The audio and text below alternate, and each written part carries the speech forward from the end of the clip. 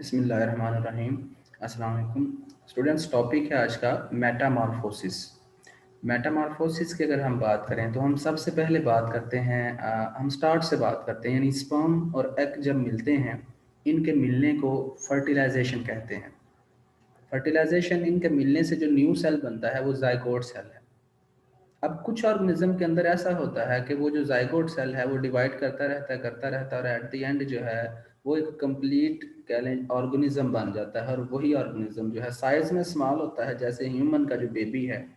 अब वो जो बेबी है वक्त के साथ साथ उसमें ग्रोथ होती है और वो अडल्ट जो है वो बन जाता है।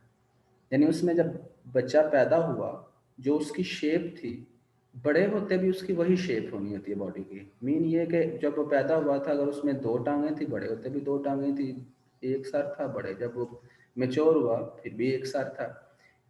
मीन जस्ट साइज बढ़ रहा है जिस्म का, बाकी ऑर्गन्स वही हैं, शेप बॉडी की वही है। लेकिन कुछ ऑर्गेनिज्म के अंदर ऐसा होता है कि उनकी ये जो बॉडी की शेप होती है, यानी जब स्पर्म एग मिलेगा जाइगोट बनेगा, जाइगोट के बाद जो है जब उस जाइगोट डिवाइड करेगा एम्ब्रियो बनेगा। अब एम्ब्रियो जो है वो डिवाइड होकर वो किसी और शेप का कुछ छोटा सा ऑर्गेनिज्म बना देगा। फिर उस ऑर्गेनिज्म के अंदर चेंजेस आती रहेंगी और चेंजेस आकर, जैसे यहाँ पे देखें डायग्राम के अंदर हम देखें तो ये एग्स बने हुए हैं यहाँ पे। अब मीन फर्टिलाइज्ड एग है, इनको स्पर्म मिल चुके हैं। अब इन एग्स से फिर जो है जाइगोट, जाइगोट से नेक्स्ट अगर आप देखें तो ये कैटरपिलर ऑर्गेनिज्म बन चुका है। अब ये ऑर्गेनिज्म पैदा हुआ। अब इस ऑर्गेनिज्म कैटरपिलर में कुछ और चेंजेस होंगी, वक्त गुजरने के साथ साथ इसमें और तब्दीलियां होंगी, तो इसकी शक्ल जो है वो चेंज हो जाएगी। ये कैटरपिलर मूव कर सकता है और ये जो नेक्स्ट इसकी स्टेज है प्यूपा, प्यूपा स्टेज के अंदर ये मूव नहीं कर सकता।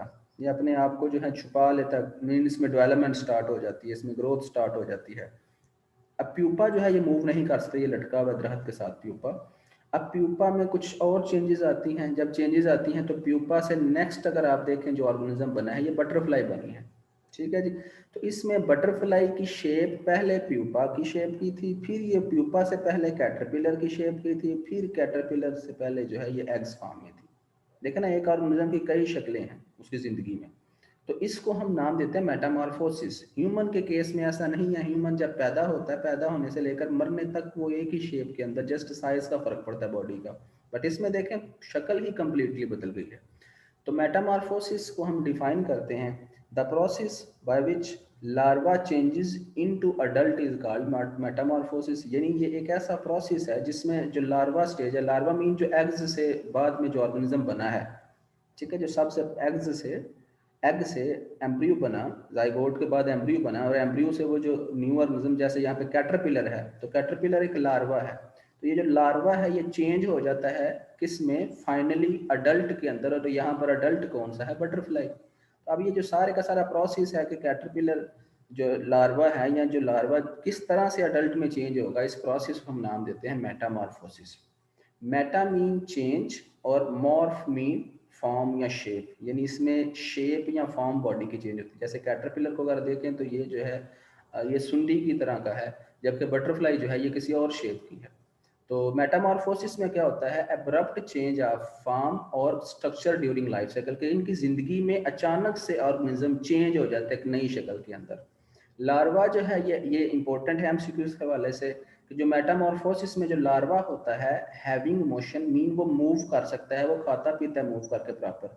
जबकि जो प्यूपा, अगर आप इस डायग्राम में देखें तो प्यूपा ये लटका हुआ दरख्त के साथ, ये प्यूपा मूव नहीं कर सकता, इसलिए प्यूपा जो है ये मोशनलेस है। तो ये एमसीक्यूज के हवाले से याद रखना है कि लार्वा मूव कर सकते हैं, जबकि प्यूपा जो है ये मोशनलेस है, जबकि वो बटरफ्लाई तो मूव करती ही करती है ना। देन हमारे पास मेटामॉर्फोसिस की टाइप्स आ जाती हैं। पहली टाइप है मेटामॉर्फोसिस की कंप्लीट मेटामॉर्फोसिस। कंप्लीट मेटामॉर्फोसिस में स्टूडेंट्स जो आपने याद रखना है कि ये इसमें 4 टोटल स्टेजेस होंगी टोटल। ठीक है जी। पहली स्टेज इसमें एग, एग के बाद लार्वा बनेगा, लार्वा कन्वर्ट हो जाएगा फिर प्यूपा में तीसरी स्टेज में, देन प्यूपा चौथी स्टेज में कन्वर्ट होकर वो होगी अडल्ट। तो अगर तो ये किसी इंसेक्ट की लाइफ साइकिल के अंदर ये 4 स्टेजेस हों, ठीक है जी, तो हम कहेंगे कि उसके अंदर कंप्लीट मेटामॉर्फोसिस का प्रोसेस है। तो यहाँ पे डायग्राम में भी हम देख लेते हैं। सबसे पहले एग है, एग चेंज हुआ कैटरपिलर में, कैटरपिलर बदला प्यूपा में, प्यूपा फिर कुछ दिनों के बाद बदल जाएगा बटरफ्लाई के अंदर।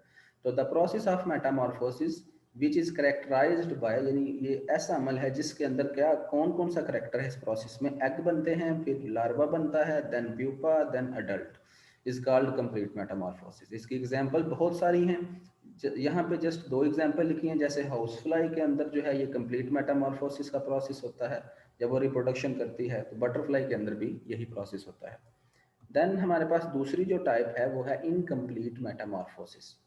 इनकम्प्लीट मेटामॉर्फोसिस के अंदर 4 स्टेजेस नहीं हैं, 3 स्टेजेस हैं। इस वजह से हम कहते हैं जी 4 नहीं है तो मीन ये इनकम्प्लीट रह गई है।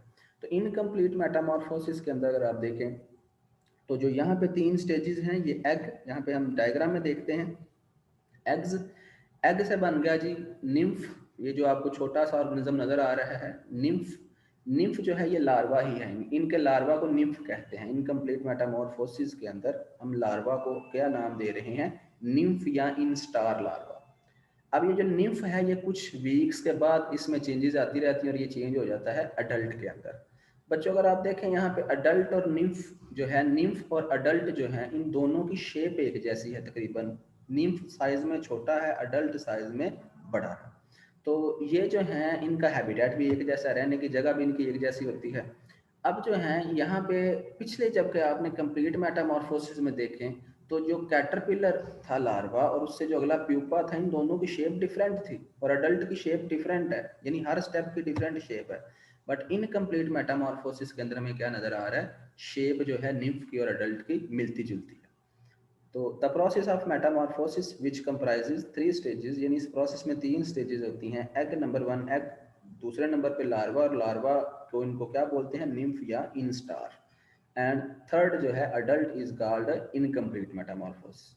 अब जो निम्फ या इंस्टार की डेफिनेशन क्या है, the larva which resembles the adult, यानी ऐसा लार्वा जो अडल्ट की तरह दिखता होता है साइज में, साइज में नहीं सॉरी शेप के अंदर, साइज तो निम्फ का छोटा होता है, इज कॉल्ड इन स्टार या nymph, live in same habitat, mean ये जो अडल्ट और निम्फ है ये एक जैसे ही माहौल में रहते होते हैं। जबकि जो कंप्लीट मेटामॉर्फोसिस में कैटरपिलर किसी और हैबिटेट में रहता है, अडल्ट किसी और हैबिटेट में रहता है। एग्जाम्पल इसकी ग्रास ऊपर। देन हमारे पास ये कंपैरिजन दिखाया गया जी यहाँ पे कंप्लीट इनकम्प्लीट का। कंप्लीट में अगर आप देखें तो एग, एग के बाद जो है लार्वा, लार्वा के बाद यहाँ पे प्यूपा, प्यूपा के बाद फिर अडल्ट बना। जबकि अगर हम लेफ्ट हैंड साइड पे देखें इनकम्प्लीट मेटामॉर्फोसिस में देखें तो यहाँ पे हमें एग्स नज़र आ रहे हैं, एग्स चेंज हो जाते हैं निम्फ के अंदर, निम्फ जो है वो आहिस्ता आहिस्ता उसमें ग्रोथ होनी स्टार्ट होती है और फिर ये निम्फ जो है किस में बदल जाता है, अडल्ट के अंदर। तो ये 3 स्टेजेस हैं इनकम्प्लीट में, जबकि कंप्लीट में 4 स्टेजेस हमें मिलेंगे।